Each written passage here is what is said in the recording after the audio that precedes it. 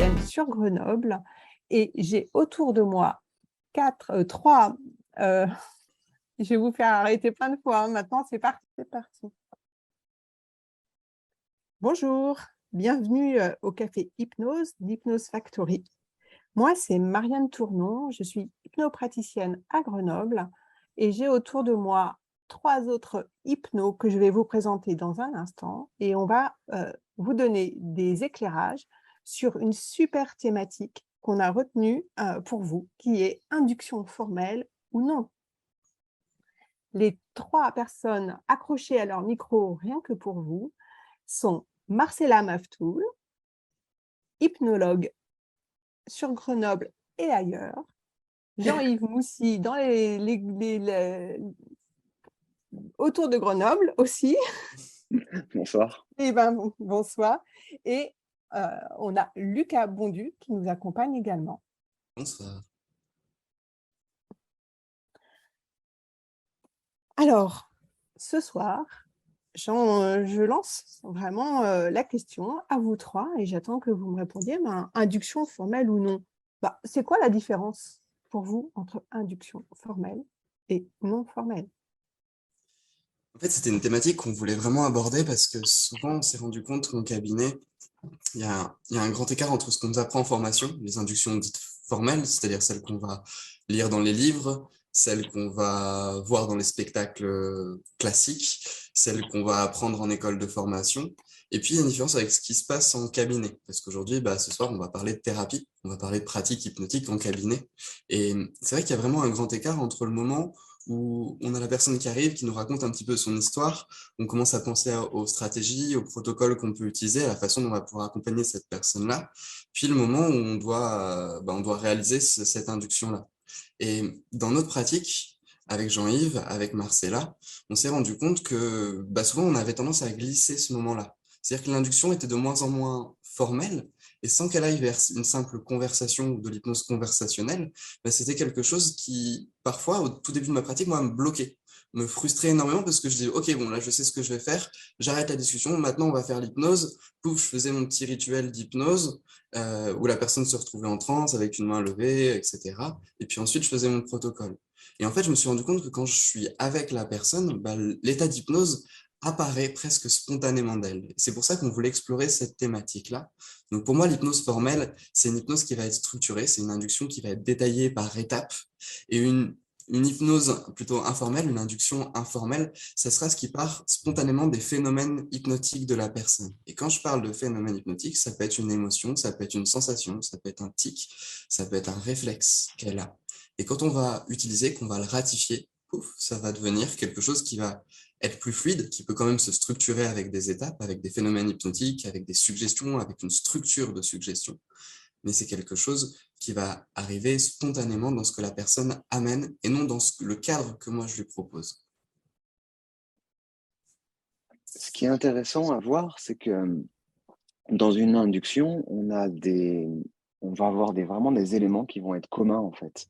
Quand on parle d'une induction formelle ou non formelle, c'est qu'on va utiliser les mêmes choses en fait en réalité. La seule différence, c'est que dans l'induction non formelle, on ne va pas casser le rythme de ce qui est en train de se passer en disant maintenant on va faire de l'hypnose, mais on va utiliser en effet, comme le disait Lucas, ce qu'il y a au moment de notre anamnèse, au moment où on est en train de discuter avec la personne. Maintenant, on va quand même avoir des choses qui vont être communes, à savoir le jeu des suggestions. La différence entre une instruction et une suggestion, c'est qu'une instruction, ça va être quelque chose qu'on va demander à la personne. Une suggestion, ça va être quelque chose qu'on va lui demander d'observer. Et dans une conversation, on va pouvoir assez facilement amener la personne à observer ce qui se passe en elle à ce moment-là. En fait, on n'a pas dit quels étaient les composants d'une induction. Pour moi, qui suis plus près de la formation que vous, dans le temps, je me dis que les inductions formelles, c'est très bien de les apprendre pour avoir justement cette petite brique de quoi elles sont composées. Et comme quand on les maîtrise en entier, et donc le découpage en petites briques, on est capable après de recomposer dans quelque chose de plus informel. En particulier, quand un client, quand un sujet vient, on lui demande de quoi il a besoin, quelle est son histoire. Et c'est super utile de pouvoir insérer déjà dans cette première conversation des petites séquences d'induction. De boucle hypnotique. Oui, je pense que Oui. c'est un petit peu... Peut-être que je Pardon. voulais profiter de ce que venait de nous dire Marcella pour rentrer justement un peu plus précisément sur ce que sont ces incontournables de l'induction, ces petites briques dont Marcella nous parle. Une boucle hypnotique, en fait, elle se fait dans le fait de rejoindre, d'accepter et de conduire la personne. C'est pour ça que parfois, il n'y a même pas besoin de dire à la personne, on va faire de l'hypnose de manière formelle, on va simplement la rejoindre là où elle est, on va accepter ce qu'elle vit et on va la conduire vers quelque chose. La rejoindre, ça veut dire accepter, ça veut dire donner à la personne déjà ce qu'elle est en train de nous donner, lui rendre un petit peu ce qu'elle est en train de nous donner. L'accepter, c'est normaliser ça. C'est normal que vous viviez ça, c'est normal que vous me disiez cette chose-là. Et si vous êtes attentif à ce qui est en train de se passer pour vous, si vous êtes attentif à ce que vous êtes en train de ressentir, où est-ce que ça vous amène? Et on peut donner une direction à partir de là. En fait, c'est déjà ce qu'on appelle, nous, une boucle hypnotique. Pour donner un exemple, en fait, souvent dans les séances, si j'ai une personne qui, à un moment donné, on n'a pas encore commencé l'hypnose, elle fond en larmes, elle est touchée par une émotion très très forte, et je dois faire mon protocole où c'est le moment de changer, je me vois mal lui dire bah, arrêtez de pleurer et puis concentrez-vous, fixez un point, etc. Et en fait, c'est là où j'ai trouvé vraiment la problématique avec les inductions dites formelles, c'est que quand la personne est déjà avec les questions en train de vivre une émotion très très forte, si je la rejoins pas dans l'émotion et que je veux elle me rejoigne dans ma structure, mon protocole, bah, c'est là où c'est dommage de l'amener, la personne, avec des instructions dont parlait Jean-Yves. Et dans ces cas-là, on va utiliser des boucles qu'on connaît pour la rejoindre sur son émotion. Par exemple, OK, prenez un moment pour sentir cette émotion-là. Je ne vais pas lui dire ressentez vos émotions, parce qu'elle les ressent déjà, mais prenez un moment pour les laisser s'exprimer. Et là, je vais pouvoir utiliser mon jeu de suggestion. Est-ce que c'est une émotion que vous connaissez? Fermez les yeux un moment et laissez venir le plus vieux souvenir que vous avez en lien avec cette émotion. Et en fait, c'est une suggestion qui va permettre de lui faire une redirection d'histoire de vie ou une régression. Sur un Il moment, y on a, a déjà senti cette émotion. il y a plein de moments où, en fait, on a comme des espèces de portes qui s'ouvrent, en fait, dans le moment de l'échange, dans le moment de la communication qu'on a avec l'autre, des moments où la personne est déjà en train de partir en transe quelque part, un peu naturellement, suite à nos questions, suite à des réflexions qu'elle se fait, elle. L'intérêt de la transe non formelle, c'est de pouvoir utiliser cette porte-là pour rentrer à ce moment-là. Pas de dire à la personne maintenant on va faire de l'hypnose, mais de se servir de ce qui se passe là, sans même évoquer le mot hypnose, sans même parler d'état de modification d'état de conscience, mais juste en utilisant déjà ce qu'on a là, en fait, en amplifiant déjà ce qui est en train de se produire à ce moment-là. En fait, vous savez, ce qu'il y a de plus hypnotique, c'est, je trouvais, ce qui nous captive le plus, parce qu'on parlait des éléments de l'induction. L'induction, le but, c'est de capter l'attention de l'autre. Mhm. Et c'est tout le jeu, quoi. Comme aux échecs, c'est de prendre la dame, mais en hypnose, c'est de capter l'attention de l'autre et de pouvoir la diriger tout doucement. Et ce que je trouve qui est assez incroyable, c'est que, bah, avec ces petites structures d'induction, on peut amener l'autre très, très loin à l'intérieur de lui. Je voulais dire quelque chose d'autre. Qu'est-ce que tu disais, Jean-Yves, juste avant? J'avais une idée Je qui était disais assez qu'il y a, cool. l'idée principale que je voulais évoquer, c'est qu'il y a des portes d'entrée à Ah des oui, moments propices en fait à faire partir la personne, à aider la personne à partir un peu plus loin. C'est peut-être là-dessus Comment que tu on les voulais. définit, ces portes? mm, Comment on les... Comme Ah, le disait Lucas, c'est comment on c'est les- une émotion particulière. C'est le moment où la personne va se connecter à quelque chose qu'on sent de très émotionnel, comme une forme d'introspection, ou parfois on peut même avoir une régression spontanée, une personne qui commence à nous parler de son passé, mais on voit que les yeux se perdent dans le vide. Le ton de la voix va changer, la posture de la personne va changer. À ce moment-là, on sent qu'il y a peut-être des fois même une rupture de pattern, comme on aime le dire en hypnose de rue, le moment où on sent que la personne Je résume juste parce est que un peu perdue. ça me paraît très Pardon? important ce que tu as dit, donc je résume, je réplique comme les moments que tu as dit. Donc les portes, en fait, on les détecte par le fait que la personne a son regard qui se perd, peut-être les larmes, peut-être changement de posture, peut-être changement de c'est rythme. ça. Et en fait, tout le jeu de le ratifier va le modifier. Parce que, euh, parce qu'en fait, ce qui est assez énorme là-dessus, c'est que ce qui est le plus hypnotique dans l'induction, c'est ce qu'on va faire à la personne. Mais ce qu'il y a de plus hypnotique dans une communication, c'est quand on parle de nous. Vous savez, quand on capte l'attention, en fait, c'est parce que on nous parle de nous, de quelque chose qui nous touche, qui est proche. Du coup, si on fait de lui, de la personne qu'on a en face, et si on fait une induction qui est centrée sur l'autre, on va parler que de la personne. Et du coup, notre jeu de suggestion va être tissé dans le fait qu'on est en train de raconter une histoire avec la personne, sur la personne, on parle d'elle-même. Donc forcément, ça l'intéresse. Alors que si on fait une induction classique avec fixe un point, une spirale sensorielle, on ne parle pas vraiment de la personne. D'ailleurs, c'est ce qui va souvent définir la raison pour laquelle on va rentrer dans une induction formelle ou pas.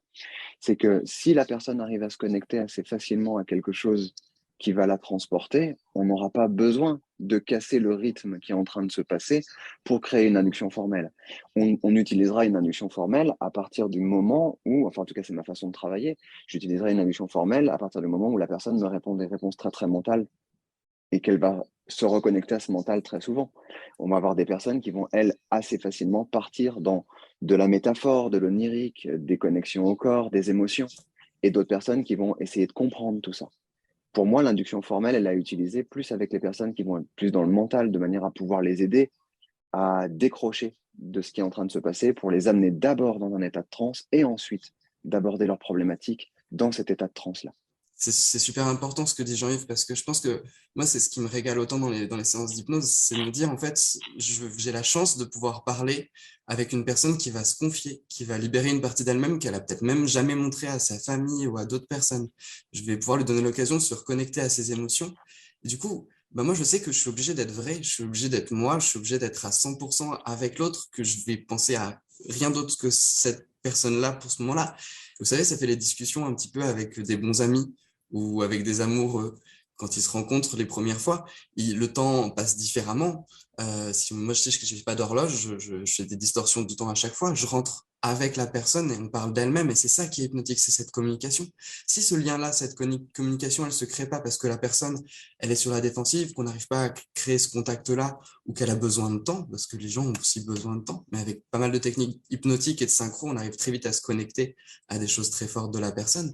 Si on n'arrive pas à le faire, oui, c'est utile d'utiliser des inductions, d'utiliser un cadre qui va permettre à la personne de pouvoir rentrer dedans.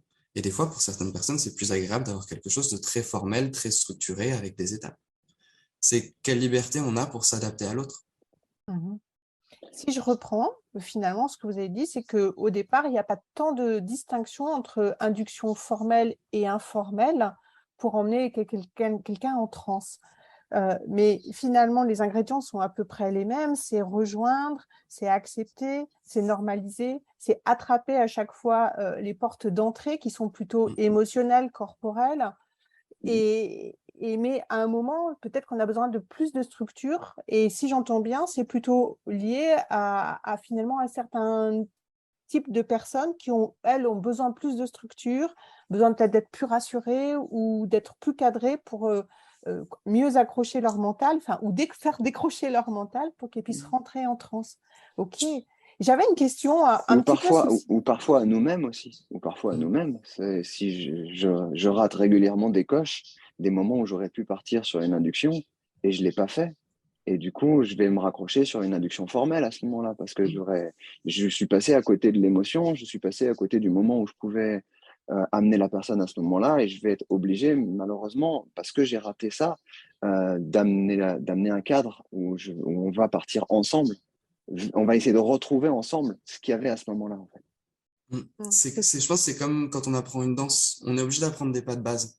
Et il y a des moments où si on a quelqu'un qui nous guide très bien, en fait, on arrive super bien à danser parce qu'il nous indique tous les pas. Mais si la personne elle est un petit peu hésitante à certains moments, on va perdre tout doucement ses pas. Du coup, c'est important de revenir à des pas de base et de créer des pas de base et de les apprendre et de les connaître par cœur et par cœur et par cœur.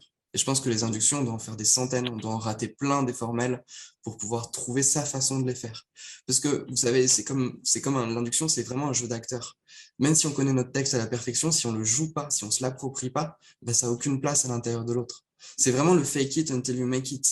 Vous devez être convaincu de ça plus que de l'autre. Et je vois beaucoup souvent dans les inductions des hypnotiseurs qui doutent un petit peu des réactions des personnes, mais qui doutent aussi de ce qu'ils sont en train de dire. Ouais, C'est comment... ou qui Ouais. n'osent pas. Et la problématique, c'est que ne pas oser, comment voulez-vous que la personne en face ose si nous-mêmes, on n'ose pas, en fait? si nous-mêmes, on n'incarne pas ce qu'on est en train de vouloir faire vivre à la personne. Ça sera comme si, comme disait, j'aime beaucoup la métaphore de la danse ou de l'acteur, de Lucas, c'est que si vous pouvez avoir le meilleur film du monde, avec le plus beau scénario, les plus beaux dialogues du monde, s'ils sont mal interprétés, ces dialogues valent rien. Et en même temps, dans cette métaphore que j'aime beaucoup aussi, dans cette métaphore de danse, on est en couple, on est deux. Et si tu danses avec quelqu'un qui n'a aucune notion de rythme, qu'est-ce que tu fais alors? Bah, tu lui apprends les pas de base. Ouais, mais elle n'est pas de base. Moi, j'ai cette stratégie-là dans mes séances. Si tu veux, mes séances, elles sont structurées. Je fais généralement 3 transes dans mes séances. Une de début pour voir comment elle réagit et je vais lui apprendre à rentrer en transe et voir comment elle réagit. Donc, je teste des choses plus ou moins formelles sur le sujet dans lequel elle vient, mais qui vont être de relâcher la pression, de libérer du stress, de voir comment elle se modifie. Et puis après, je vais faire une deuxième transe où c'est la transe plus importante. On va travailler plus avec les émotions généralement. Puis après, une dernière transe pour valider tout le travail. En fait, je lui apprends à rentrer en transe au fur et à mesure de la séance. Je lui apprends les pas de base. Puis ça crée un effet de fractionnement. Comme une balle, ça pas. Tu peux répéter? C'est une induction à 3 trans. En fait, moi, ce que je vois... À 3 pas. À 3 pas. Bah, l'induction, elle est tout le temps présente. Je pense que je me considère comme un inducteur géant. Parce que je vais être centré sur la personne et je vais rien laisser passer. Mais inconsciemment, je vais être aussi centré sur elle. Donc forcément, je suis en état d'hypnose. Donc forcément, elle aussi. Je vois que le sujet est passionnant et je pense que ça pourra être l'objet d'un approfondissement d'un prochain café hypnose. Et j'avais quand même une question qui doit brûler les lèvres de beaucoup de personnes si elles étaient là à ma place. C'est bon, et dans tout ça, les phénomènes hypnotiques? Ah, transformer le phénomène hypnotique, transformer pas de phénomène hypnotique. C'est une super belle question parce que avec Jean-Yves, nous, ce qu'on prône dans Hypnose Factory, c'est le phénomène hypnotique. On pense que c'est ultra important qu'il se passe quelque chose en hypnose qui permette à la personne de se rendre compte qu'elle est dans un état de conscience modifié.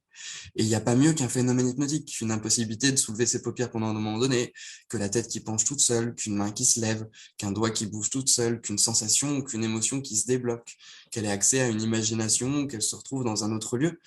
Et qu'elle s'en rende compte. Pour nous, c'est ça la preuve de l'hypnose. C'est se rendre compte qu'on est dans un état de conscience modifié. Parce que souvent, c'est comme les émotions. Quand on passe d'une émotion à une autre, on s'en rend pas compte jusqu'à un certain point. Et on dit non, je suis pas stressé, je suis pas stressé, je suis pas stressé. Ou je suis pas en colère. Non, je suis pas en colère. Et là, on se rend compte qu'on est dans cette émotion. Mais souvent, on se rend pas compte qu'on est dans cette émotion. Et c'est un peu notre rôle de guide. Vous êtes arrivé à tel endroit. Sachant en plus qu'on essaie d'être des petits malins, c'est-à-dire que quand on forme les gens avec Lucas, avec Marcella et Marianne, on essaye vraiment d'utiliser déjà ce qui est en place en fait, parce qu'il y a déjà des phénomènes hypnotiques qui sont presque naturels chez les gens. Le moment où la personne ne sait plus quoi dire, c'est une catatonie, on a une espèce de catalepsie de la langue à ce moment-là. Le moment où la personne va commencer à montrer avec des illustrants et que les bras bougent tout seuls, on a déjà des lévitations de mains et des choses qu'on va utiliser en fait. Qu'est-ce qui se passe quand vous faites ça? Mais les émotions, les mouvements du rythme cardiaque, la pigmentation de la peau, elles changent énormément. Si vous regardez vos sujets, au cours de la séance, elle va bouger énormément, la pigmentation du visage. Après, c'est quelque chose qu'il est compliqué pour le sujet d'observer, la pigmentation de son propre visage. Ça va être plus des facteurs qui vont nous servir à nous. Mais par contre, c'est intéressant aussi de remettre la personne en face de qu'est-ce qui se passe pour vous à ce moment-là, qu'est-ce que vous ressentez. Comment ça se fait que là, vous n'arrivez plus à faire ça? Ou comment ça se fait que ça fait ça tout seul? Parfois, c'est intéressant parce que c'est ce qu'on va appeler des phénomènes hypnotiques. Et nous, finalement, en rejoignant, en accompagnant et en construisant quelque chose, la construction va être la manière d'accentuer quelque chose qui est déjà présent, voire de le transformer, d'aider la personne à le transformer. Pour moi, le phénomène hypnotique, c'est vraiment le prisme de mon travail. C'est-à-dire que ça soit un mouvement automatique, un mouvement inconscient, que ça soit quelque chose qu'elle fait elle-même, qu'elle imagine et que ça crée une réaction dans son corps. Ce que je veux, c'est qu'elle se rende compte que sa pensée, la façon dont elle pense sa pensée et ses pensées, la nature de ses pensées, influence son corps. Et à partir du moment où elle prend conscience de ça, elle sait que quand je vais lui demander de penser à certaines choses ou d'imaginer certaines choses ou de laisser faire certaines choses, il va se passer des réactions dans son corps à un niveau qu'elle ne peut pas contrôler consciemment. À partir du moment où la personne, elle sent ça, elle le vit, elle l'expérimente, elle va ressentir ce que c'est que l'hypnose. Et ça peut être intéressant de demander à la personne, est-ce que vous sentez votre main qui bouge tout seul? Est-ce que vous sentez votre respiration qui s'approfondit? Est-ce que vous sentez que vous êtes en état d'hypnose? Je pense que ce serait intéressant que ceux qui nous regarderont nous envoient des messages sur ce qu'ils pensent de l'induction formelle, de l'induction informelle, quelles sont leurs inductions préférées, pourquoi, à quoi ça leur sert, avec quel sujet, et tout ça. Sur ces mots-là, j'aimerais bien que chacun, vous puissiez me donner une ou deux phrases de conclusion en fait de ce que vous retenez, de ce qui vous semble vraiment essentiel sur cette thématique de l'induction formelle, de ces ingrédients et des phénomènes hypnotiques. Je vais commencer peut-être. Moi, je dirais que les morceaux d'induction, ils me servent tout le temps au début, au moment de l'induction formelle ou pas, et puis tout le long, jusqu'à la fin. Une chose que je trouvais, alors il y a plein de choses qui ont été dites et que je trouve intéressantes et importantes. C'est compliqué de finir avec une seule phrase. Moi, j'ai une logorée assez imposante. Mais si je devais conclure sur quelque chose, c'est surtout de se dire, on utilisera une transformelle à partir du moment où la personne est très mentale et qu'on a besoin de l'amener, nous, de manière cadrée dans quelque chose de spécifique où on va la guider pas à pas. Peut-être l'induction numéro 1 de la transe numéro 1 de Lucas qu'il évoquait tout à l'heure, où on va essayer des choses simples ensemble pour décaler l'état de conscience. Et sinon, de toute façon, comment on se sert de ça? Doigt aimanté. Comme des doigts aimantés, comme des mains aimantées, comme voilà, on peut donner plein d'exemples comme ça, de choses qui sont vraiment visibles et surtout observables par notre client à ce moment-là. Moi, je pense que c'est comme aux échecs, l'induction. C'est-à-dire qu'aux échecs, quand on ne connaît pas au début, on joue un peu des coups, les pièces et on voit ce qui se passe. Plus on apprend, on apprend des thématiques, c'est-à-dire des structures de pions. On se dit, en fait, dans telle structure, je peux faire tel mouvement et tel coup. Moi, je remarque dans certaines thématiques qui reviennent chez les personnes, je peux faire telle et telle induction, utiliser tel et tel pattern qui vont décaler l'état de conscience. L'induction, c'est vraiment mon chemin qui me permet de passer d'un état de conscience à un autre état de conscience. Le phénomène hypnotique, c'est ce qui me permet de savoir que la personne va prendre conscience qu'elle est dans un autre état de conscience. C'est vraiment mon petit drapeau, quoi. Et du coup, qu'elle soit formelle, j'en ai plein des formelles parce que j'adore en apprendre. Je pense que c'est comme des poésies. C'est trop beau. Et à chaque fois qu'on lit un livre, en fait, ça nous décale un petit peu l'état de conscience. On peut s'amuser à voir quels sont les inducteurs dans un livre, qu'est-ce qui nous fait changer d'état de conscience. Et je trouve des fois des inductions d'Hellman qui sont très marrantes, mais qui peuvent être chiantes et qui peuvent s'arrêter d'un seul coup. On amène la personne à la fin d'Hellman, et puis d'un seul coup, on va lui dire quelque chose, et pouf, elle va réouvrir les yeux ou elle va pouvoir reparler. Et comme ça m'arrive plusieurs fois, je me suis dit, mais en fait, c'est bizarre parce que je suis sûr que ça a marché. Mais des fois, il y a une phrase qui peut nous faire basculer. Et moi, je me souviens de certaines phrases qu'on m'a dit dans ma vie, et juste, je les écoute encore maintenant à l'intérieur de moi, et paf, elles m'envoient un autre état d'esprit.